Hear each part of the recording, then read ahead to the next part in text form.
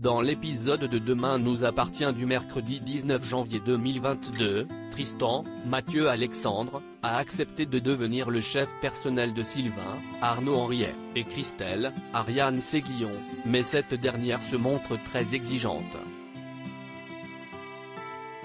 Non seulement elle lui demande de cuisiner des recettes très complexes, mais elle l'envoie chercher des ingrédients loin de cette. Un peu plus tard, Tristan propose son aide à Sylvain pour nettoyer ses clubs de golf mais se retrouve tout seul à le faire lorsque Sylvain reçoit un coup de téléphone. Tristan accompagne ensuite Christelle faire du shopping. Les deux amis font une halte au Spoon et Christelle est tentée par l'osso bucco à la truffe de Vanessa, Victoire d'Auxerre. Tristan lui rappelle qu'elle lui avait demandé de cuisiner un bœuf bourguignon pour le soir même, mais Christelle propose de le manger le lendemain. Le soir venu, Tristan a une conversation avec les Moreno. Ils n'avaient pas réalisé que leur proposition de devenir chef à domicile était sérieuse et n'est pas certain que cela lui convienne. Pour le convaincre, Sylvain et Christelle lui offrent une veste de cuisinier et lui donnent un gros chèque pour sa première semaine de travail. En découvrant le montant, Tristan accepte l'offre de ses deux amis.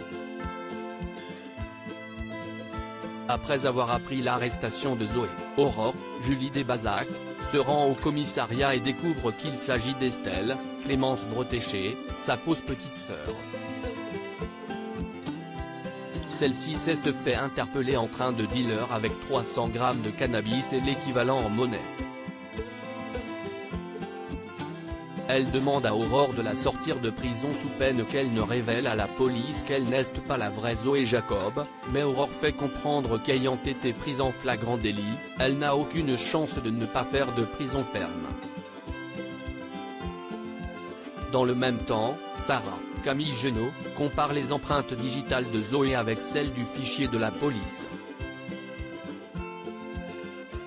Elle découvre alors que la jeune femme n'est autre qu'Estelle Lefebvre.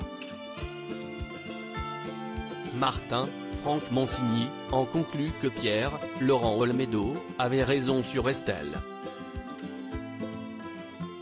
Zoé et Jonathan quittent cette sans savoir qu'Aurore est au courant pour Estelle. Martin lui annonce que cette dernière n'est pas sa sœur. Aurore n'a d'autre choix que de simuler une confrontation avec Estelle, mais Karim, Sami Garbi, se pose des questions. Il pense qu'Aurore n'a pas l'air très affectée et trouve étonnant qu'elle décide de ne pas porter plainte pour usurpation d'identité. De son côté, Martin a rendez-vous avec le procureur Perrault, Xavier Deluc. Ce dernier lui reproche de ne pas être parvenu à mettre Al derrière les barreaux et lui annonce la levée des barrages. Martin se défend en expliquant qu'Al et ses complices sont des cambrioleurs professionnels, mais Sébastien ne veut rien entendre. À ses yeux, Martin a été inefficace.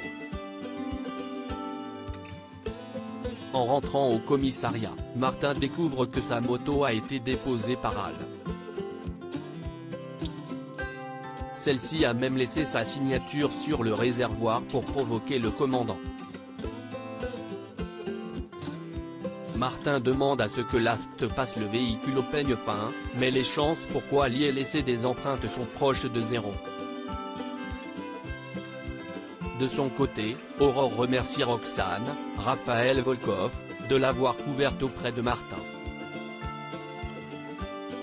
Plus tard, Aurore annonce à Zoé, Gabriel Attegé, et Jonathan que les barrages ont été levés.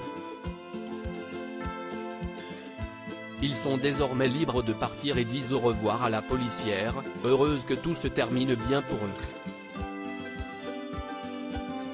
De son côté, Pierre décide également de rentrer chez lui. Il promet à Aurore de lui donner des nouvelles et de ne plus couper les ponts avec elle. Plus tard, Aurore reçoit une demande d'amis sur Facebook de la part d'Estelle. Andrea fait preuve d'un étrange comportement avec Chloé une fois de plus. Andrea, Aurélien Foubert, entre dans la chambre de Chloé, Ingrid Jovin, sans frapper alors qu'elle était en train de se changer.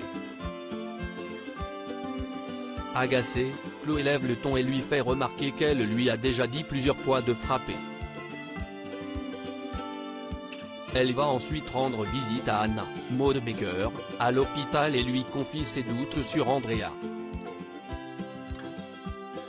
Bien qu'il soit très compétent avec Céleste, elle a de plus en plus de mal à supporter sa présence et son comportement avec elle. À l'heure du déjeuner, Chloé retrouve Alexandre Brasseur, au Spoon mais leur rendez-vous est interrompu par un appel d'Andrea.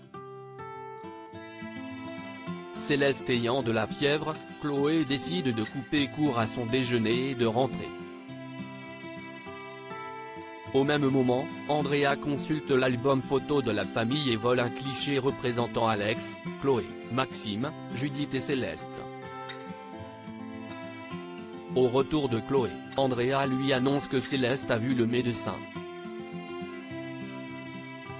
Il lui a diagnostiqué une otite et prescrit des antibiotiques. Chloé tombe des nues. Bien que très heureuse que sa fille soit soignée, elle trouve qu'Andrea n'est pas en position de prendre de telles initiatives. Andrea lui confie que tant petit, il avait souvent des otites. D'ailleurs, il somatisait et tombait malade à chaque fois que sa mère était absente. Ayant la désagréable impression qu'Andrea essaye de la faire culpabiliser, Chloé lui demande de rentrer chez lui. Le soir venu, Andrea sort la photo qu'il a volée à Chloé et remplace le visage de Maxime par le sien.